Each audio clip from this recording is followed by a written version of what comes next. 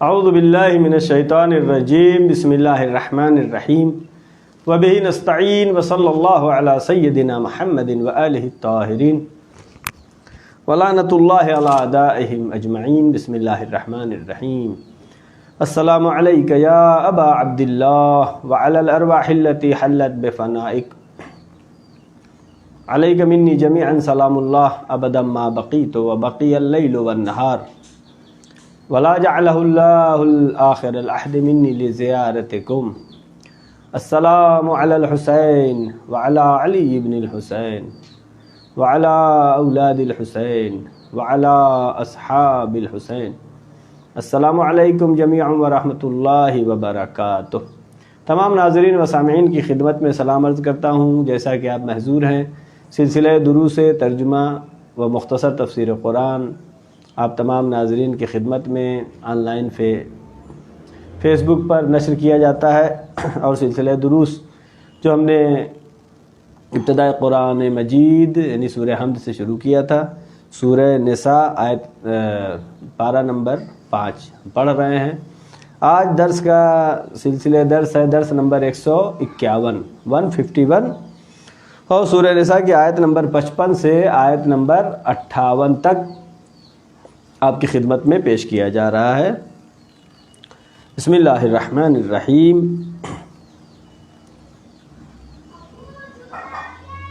فَمِنْهُمْ مَنْ آمَنَ بِهِ وَمِنْهُمْ مَنْ صَدَّ عَنْهُ وَكَفَى بِجَهَنَّمَ سَعِيرًا۔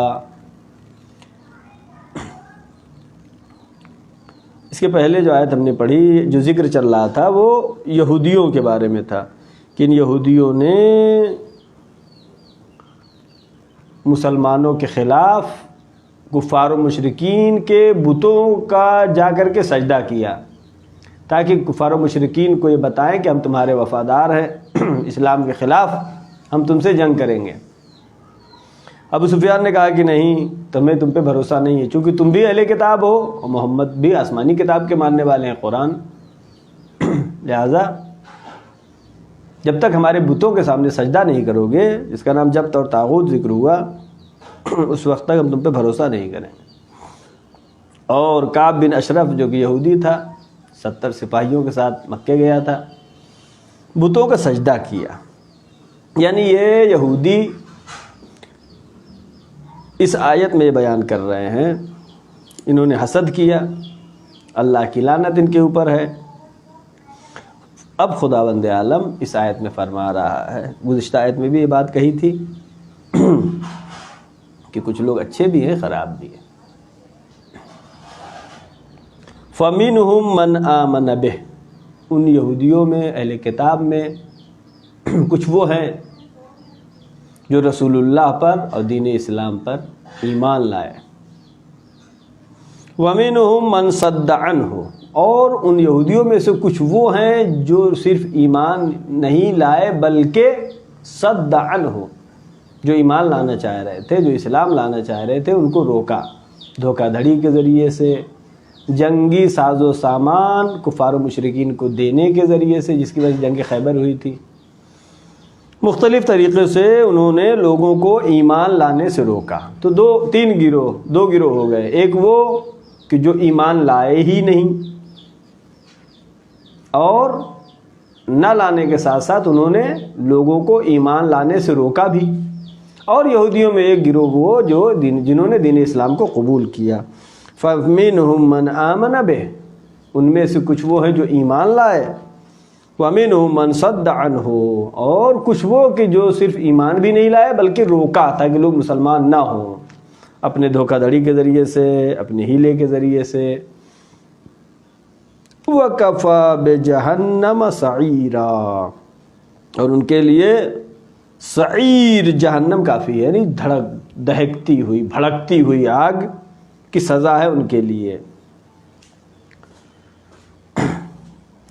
اس آیت میں بیان کیا ہے کہ یہودیوں میں دو طرح کے یہودی، بعض وہ یہودی جو ایمان لائے وہ مسلمان ہیں، جیسا کہ ہم شروع سے بیان کر رہے ہیں کہ اللہ ایک ہے، دین اللہ کی طرف سے ایک ہی آیا ہے، نبی کے بعد اس کی امت والوں نے بدل ڈالا، نبی کے بعد جن کی امت والوں نے دین کو بدلا، لہٰذا جناب آدم پہلے نبی ہیں، آخری نبی حضرت محمد مصطفیٰ صلی اللہ علیہ وآلہ وسلم ہیں.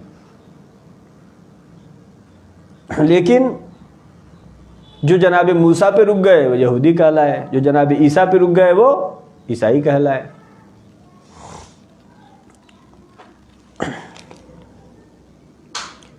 تو اب اس میں یہودیوں کے لیے اس میں خداوند عالم نے متنبہ کیا ہے، وَمِنْهُمْ مَنْ صَدَّ عَنْهُ، وہ جنہوں نے راستے روکے، لوگوں کو ایمان لانے سے روکا، وَكَفَى بِجَهَنَّمَ سَعِيرًا، ان کے لیے جہنم کی بھڑکتی ہوئی دہکتی ہوئی آگ.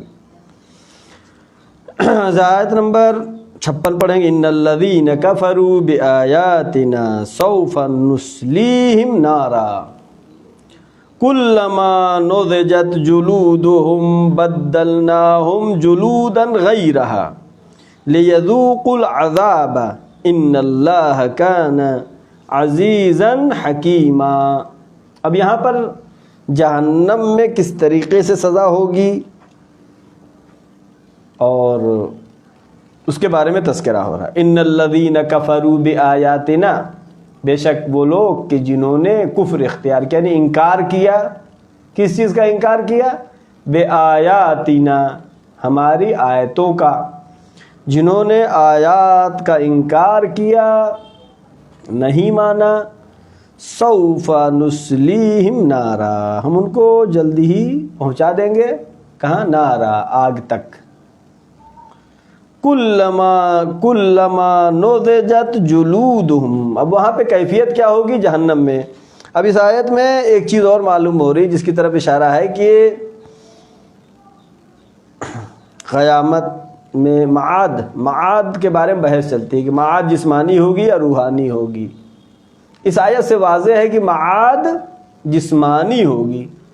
جو یہ کہتے ہیں کہ معاد صرف روحانی ہوگی، ان کو صحیح معنی میں یہ کہا جائے کہ اللہ کی قدرت پر یقین کامل نہیں ہے.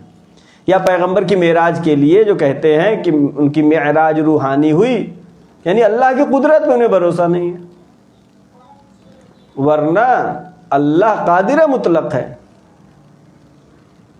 یہ آیت جو ہے اس نقطے کی طرف بھی اشارہ کر رہی ہے کہ معاد جسمانی ہوگی، یعنی ہمارا یہی جسم ہوگا، یہی روح ہوگی. ایسا نہیں ہے کہ صرف روح کے لیے سزا ہے، روح اور جسم ہمارا ہوگا. کس طرح سزا ہوگی؟ کلما نضجت جلودہم، جب آگ میں جلایا جائے گا جہنمیوں کو، جب ان کی کھال جل جائے گی، بدلناہم جلودا غیرہا، اللہ کہہ رہا ہم دوسری نئی جلد پھر سے چڑھا دیں گے. کیوں ایسا ہوگا؟ لِيَذُوقُوا الْعَذَابَ، تاکہ عذاب چکھیں. کھال کے جلنے پر تکلیف زیادہ ہوتی ہے. لہذا خدا فرما رہا ہے کُلَّمَا نُضِجَتْ جُلُودُهُمْ، جب بھی جل جائے گی ان کی جلد مانے کھال، بدلناہم، ہم ان کو بدل دیں گے، جلودن غیرہا، اس کے علاوہ دوسری جلد میں، یعنی دوسری جلد چڑھا دیں گے. یہ کھال جلی ختم ہوئی پھر اس پہ لیذوقوا العذاب، تاکہ عذاب چکھتے رہیں. چونکہ دنیا کی عمر موقت ہے، 60 سال 70 سال 100 سال، زیادہ سے زیادہ تصور کریں 150 سال، اس سے زیادہ نہیں آج کے زمانے میں. تو 100 150 سال 60 سال زندہ رہنا ہے. اور اس کے بعد کا جو مرحلہ ہے وہ کیا ہے کہ اس میں خالدین فیہا ہے. اگر جہنم میں ہے تو ہمیشہ رہیں گے. کیسے رہیں گے؟ جلد کھال جل جائے گی پھر سے چڑھایا جائے گا. اور جہنم میں جو رہیں گے وہ بھی ہم فیہا خالدون ہیں، اس میں ہمیشہ رہیں گے. لہذا دنیا میں انسان اگر زندگی گزارے جو شریعت نے بتایا، جو مذہب نے بتایا، جو اہل بیت نے بتایا ہے، اصول دین کو ماننے کے بعد، ایمان کے بعد عمل وہ کرے جو اللہ نے کہا ہے، تو پھر ہمیشہ کے لیے ہمارا. ان اللہ کان عزیزا حکیما، خدا عزیز ہے یعنی قدرت رکھتا ہے، حکیمہ حکمت والا ہے. یعنی اگر خداوند عالم سزا بھی جو دے رہا ہے، یہ سزا بھی عین حکمت کے مطابق ہے. یعنی جیسا گناہ ہے اسی طریقے کی سزا ہے، اس کا عذاب بھی اللہ جو دے رہا ہے وہ خدا کی حکمت کے مطابق ہے۔ لہذا اس آیت کے جب نازل ہوئی اور اس میں یہ ذکر ہوا کہ اللہ جو ہے جو پہلی جلد جل جائے گی، پہلی کھال جل جائے گی، دوسری کھال چڑھائے گا، تو ابن ابی العوجہ نے سوال کیا۔ کیا سوال کیا کہ پہلے والی کھال جب جل جائے گی اور اس پہ دوسری آ جائے گی، اس نئی کھال کی کیا غلطی ہے، نئی جلد کی کیا غلطی ہے، نئے کھال کی کیا غلطی ہے؟ پہلی والی جل گئی جو ہمارے جسم پر تھی۔ تو پیغمبر اکرم حضرت محمد مصطفیٰ صلی اللہ علیہ وآلہ وسلم نے فرمایا کہ نئی کھال اس معنی میں نہیں ہے کہ پہلے والی سے کوئی ربط نہیں۔ نئی کھال جو یہ ہے یہ پہلے والے ہی کے اجزاء سے بنے۔ خدا قادر مطلق ہے، 1000 مرتبہ بنا سکتا ہے، 1,00,000 مرتبہ بنا سکتا ہے۔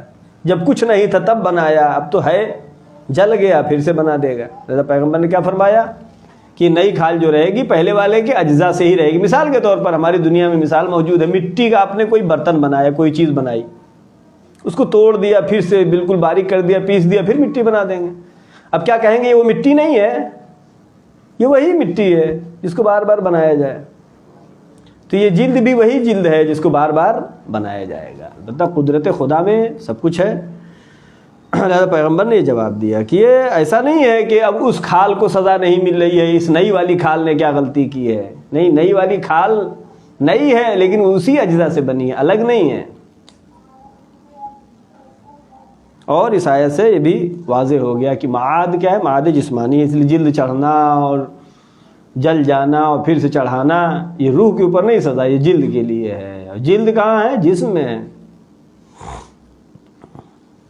لہذا معاد کے اوپر یہ آیت دلیل بھی ہے۔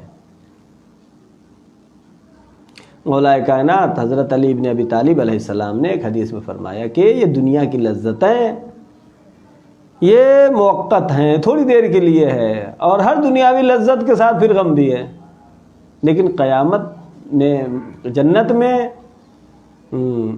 لذت کے بعد غم نہیں ہے۔ یہ موقت لذت کے لیے امام علی علیہ السلام نے فرمایا کہ قیامت اور جنت میں جو تمہیں نعمت ملنے والی ہے اس کو نہ کھو دو، یہ دنیا کی تھوڑی سی لذت کے لیے۔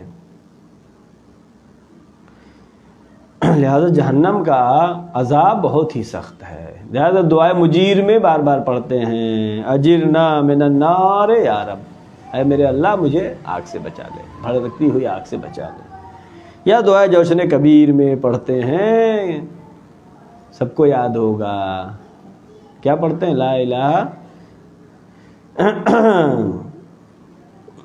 خلصنا من النار یا رب، سبحانک یا لا الہ الا انت الغوث الغوث خلصنا من النار یا رب، اے میرے اللہ مجھے آگ سے بچا لے۔ یہ بہت ہی اہم مسئلہ ہے۔ اس دنیا میں مذہب کے مطابق زندگی گزارنا ضروری ہے، اس کے لیے کہ جو اولی الالباب ہیں، جو صاحبان عقل ہیں، صاحبان فہم ہیں۔ اگر یہاں کسی کو ہم نے جلایا ہے تو کل ہم کو وہاں جلنا ہے، اگر ہم نے کسی کا دل دکھایا ہے تو کل ہمارا دل دکھنا ہے، چونکہ خداوند عالم عادل ہے اور اس دنیا میں بھیجا ہم کو امتحان کے لیے۔ کسی کا دل جلایا تو ہمارا دل جلے گا۔ ان تنصروا اللہ ینصرکم، واضح قرآن مجید، اللہ کی مدد کرو گے تو اللہ تمہاری مدد کرے گا، کسی کا دل جلاؤ گے تو تمہارا دل جلایا جائے گا۔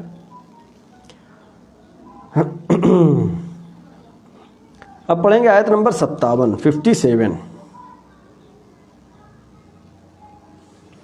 والذین آمنوا وعملوا الصالحات سندخلهم جنات تجری من تحتها الانہار خالدین فیہا ابدا لہم فیہا ازواج مطہرہ وندخلہم ظلا ظلیلا۔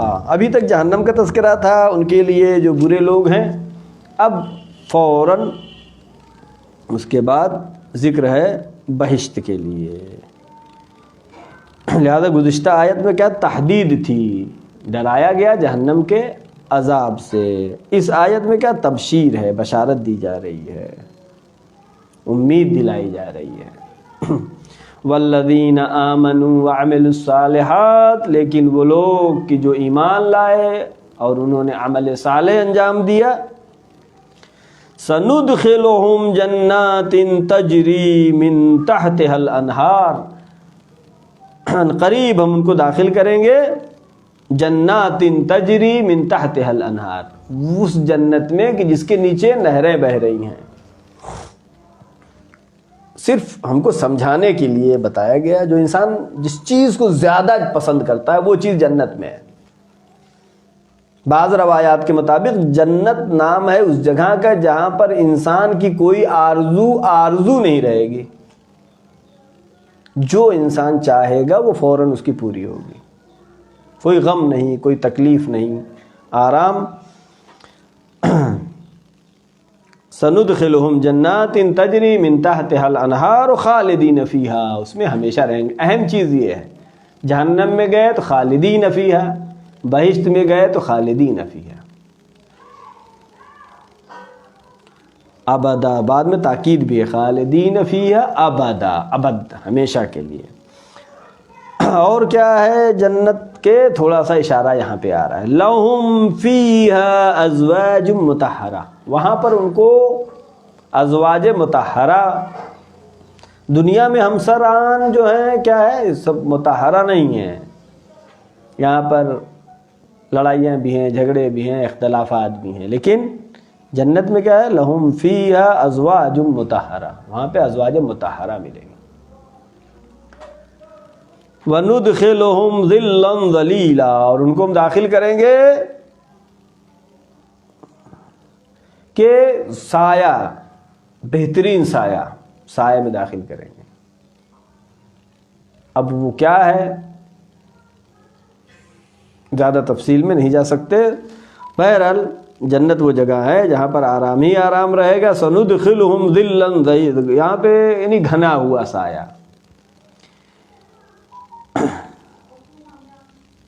سایہ، بہترین سایہ دیا جائے گا کس کو، جنہوں نے جو ایمان لائے، اور ایمان کے ساتھ ساتھ کیا ہے، وَعَمِلُوا الصَّالِحَاتِ، بار بار جہاں پہ بھی آمنو ہے، آمنو کے ساتھ ساتھ عمل الصالحات ہے۔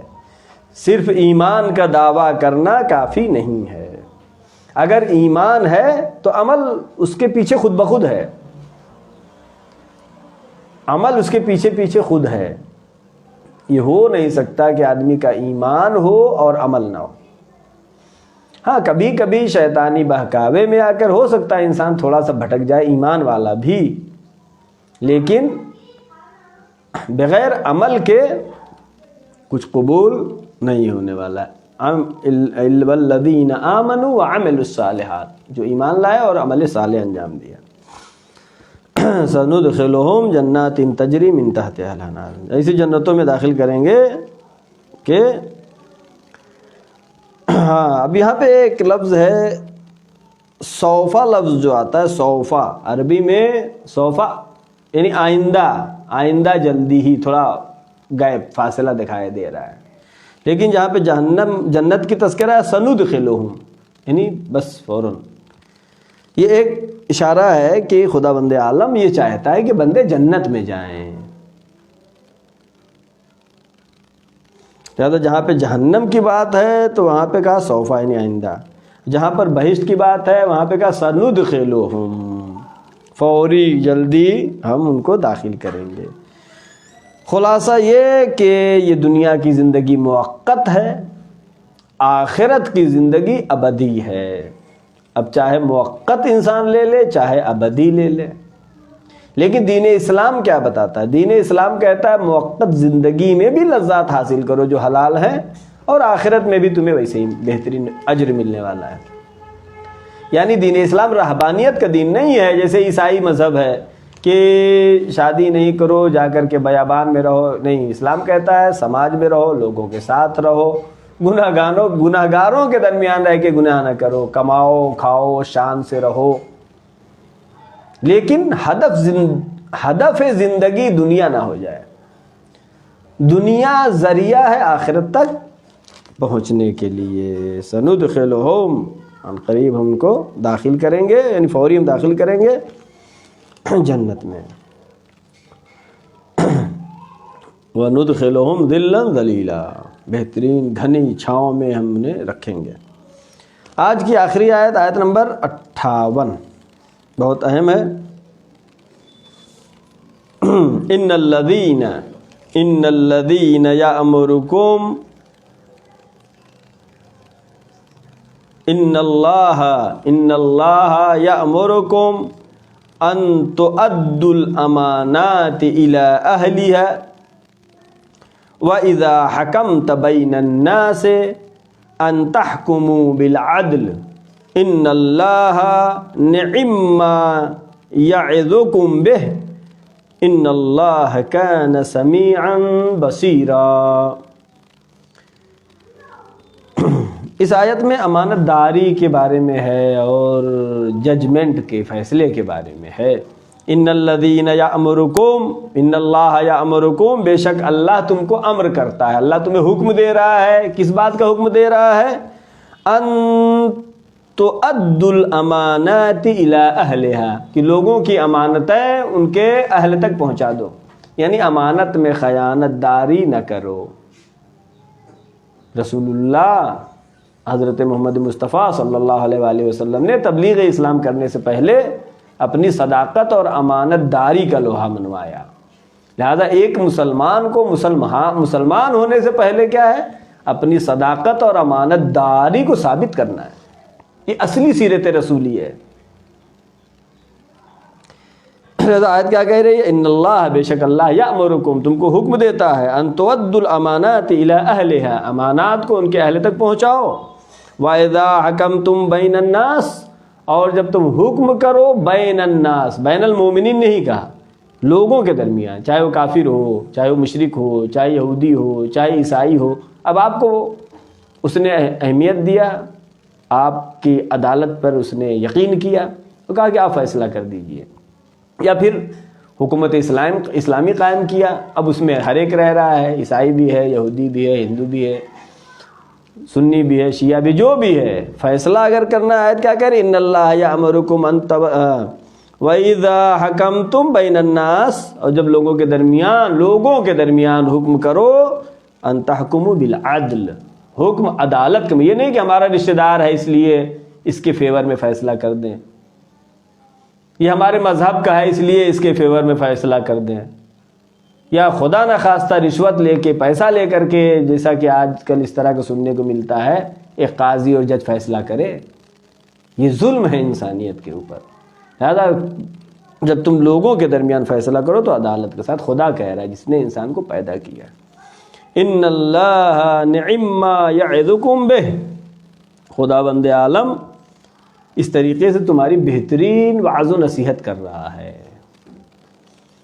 ان اللہ کان سمیعا بصیرا، بے شک اللہ سمیع بھی ہے اور بصیر بھی ہے۔ اگر ہو سکتا ہے طرفین کو نہ پتا ہو کہ آپ نے عدالت کے خلاف کام کیا ہے، ان اللہ سمیعا بصیرا، اللہ سمیع بھی ہے، اللہ بصیر بھی ہے، اللہ سب کچھ سن رہا ہے، سب کچھ دیکھ رہا ہے۔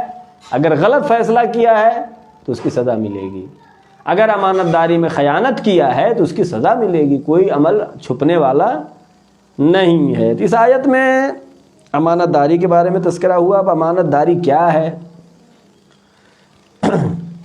امانت سے اصل جو ہے یہاں پر جو روایات کی روشنی میں کہ امانت سے مراد معاشرے کی رہبری ہے، سماج کی رہبری ہے۔ یہ رہبری سماج کی بہت بڑی امانت ہے۔ آپ اپنا حکومت کا سربراہ کس کو بنا رہے ہیں؟ امین ہے یا نہیں؟ اگر ہے تو اس کو آپ سربراہ بنا سکتے ہیں۔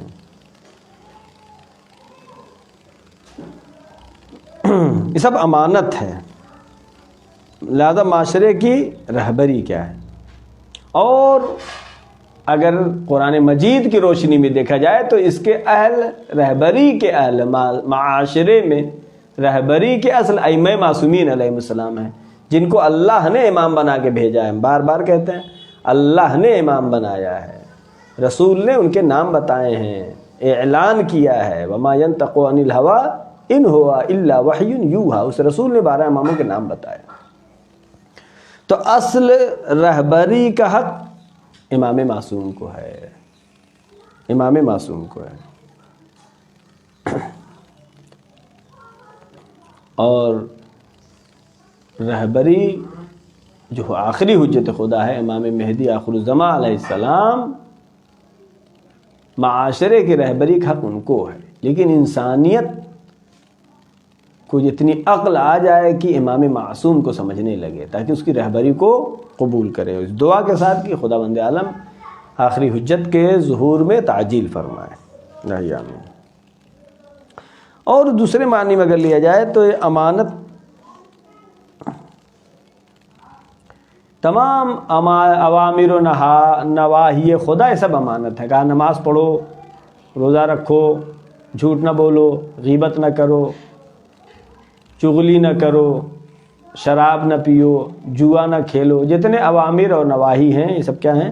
امانت خدا ہیں۔ اللہ نے ہم کو امانت دیا، ہمیں اس کے حفظ کرنا ہے کہ اوامر کو جو حکم ہوا اس کو انجام دینا ہے، جس سے منع کیا اس سے رکنا ہے۔ لہٰذا تمام اوامر و نواہی کیا ہیں؟ یہ بھی امانت داری ہے۔ یہ اعضاء جو اعضائے بدن ہمارے پاس، آنکھ ہے، ناک ہے، کان ہے، ہاتھ ہے، پیر ہے، دل ہے، دماغ ہے، تمام چیزیں سب کا سب امانت ہیں۔ اگر اس کو غلط استعمال کرتے ہیں تو وہ خیانت داری ہے۔ یعنی اگر اس کان سے بجائے اچھی باتیں سننے کے کوئی گانے سنتا ہے، فحش سنتا ہے، تو یہ کیا ہے؟ امانت میں خیانت داری کرنا۔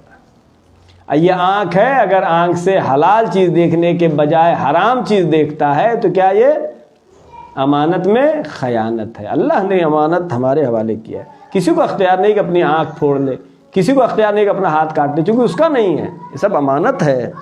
اس کا صحیح استعمال کرنا ضروری ہے۔ صحیح استعمال نہیں کرتا ہے تو پھر امانت میں خیانت۔ یہ دل اور دماغ تمام چیزیں، تمام اعضائے بدن کیا ہیں؟ یہ سب امانت ہے۔ پانی جو ہماری زندگی کا حصہ ہے، یہ بھی امانت ہے اللہ کی۔ اگر کوئی پانی میں اسراف کرتا ہے تو عند اللہ اس کو جواب دینا پڑے گا۔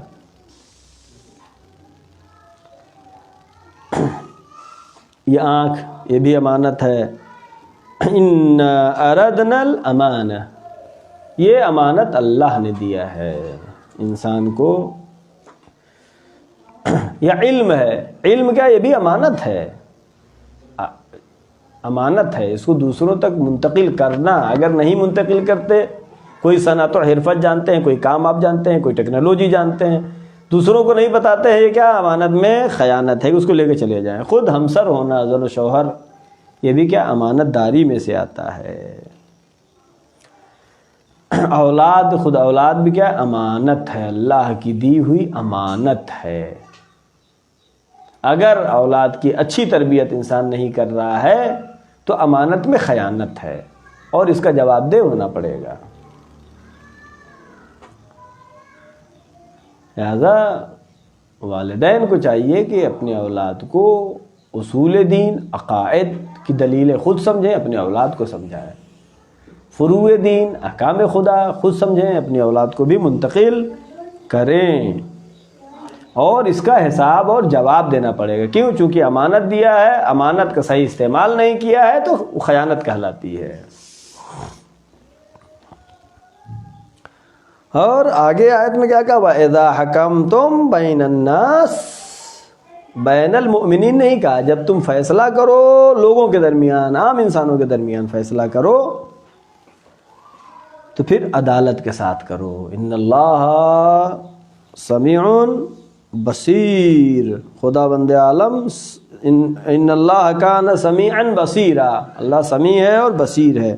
لہذا عدالت کا تقاضا یہ ہے کہ انسان صحیح فیصلہ کرے، کسی کی طرفداری میں فیصلہ نہیں کرے، اور اگر مخفی طور پر غلط فیصلہ کرتا ہے عدالت کے خلاف تو ان اللہ کان سمیعا بصیرا، سمیع اور بصیر ہے۔ زیادہ ہو سکتا ہے کہ کہیں معلوم ہوا کہ طرفین سمجھ نہ پائیں اور آپ فیصلہ کریں، لیکن خدا بند عالم کی بارگاہ میں امانت داری کا جواب دہ ہونا پڑے گا، اپنے زندگی کا جواب دینا پڑے گا کہ کہاں پہ استعمال کیا، کیسے استعمال کیا۔ اور ساتھ میں پھر اگر آپ کہیں فیصلہ کرتے ہیں، کوئی موقع ملتا ہے تو فیصلہ کیا ہونا چاہیے؟ عدالت کے ساتھ ہونا چاہیے۔ نہیں کہ ہمارا رشتہ دار ہے، ہمارا فلاں ہے، پڑوسی ہے، ہمارے شہر کا ہے، ہمارے ملک کا ہے، ہماری زبان کا ہے، ہمارے مذہب کا ہے، اگر اس طرح کو نظر میں رکھ کر کے کوئی فیصلہ کرتا ہے تو عند اللہ اس کو یہ خیانت داری ہے، جواب دینا پڑے گا۔ آخر ہماری دعا ہے پروردگارہ محمد وآل محمد صدقے میں چاردہ معصومین علیہ السلام کے صدقے میں امانت میں خیانت کرنے سے ہمیں محفوظ فرما۔ پروردگارہ اگر ہم کہیں پر فیصلہ کریں تو ہمارا فیصلہ عدالت کے ساتھ ہو۔ پروردگارہ محمد وآل محمد کے صدقے میں ہم جو چند آیات کی تلاوت کرتے ہیں اپنی بارگاہ میں شرف قبولیت عطا فرما۔ پروردگارہ یہ جو چند آیات کی ہم تلاوت کر رہے ہیں اس کا ثواب ہمارے مرحومین کو ایصال ثواب فرما۔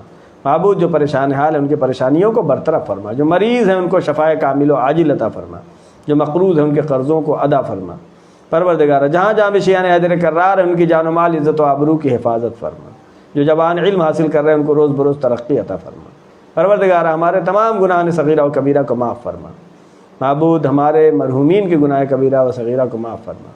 امام زمانہ آخری حجت کے ظہور میں تعجیل فرما اور ہم کو ان کے یاور و انصار میں شمار فرما۔ وآخر دعوانا ان الحمد للہ رب العالمین، والسلام علیکم ورحمۃ اللہ وبرکاتہ۔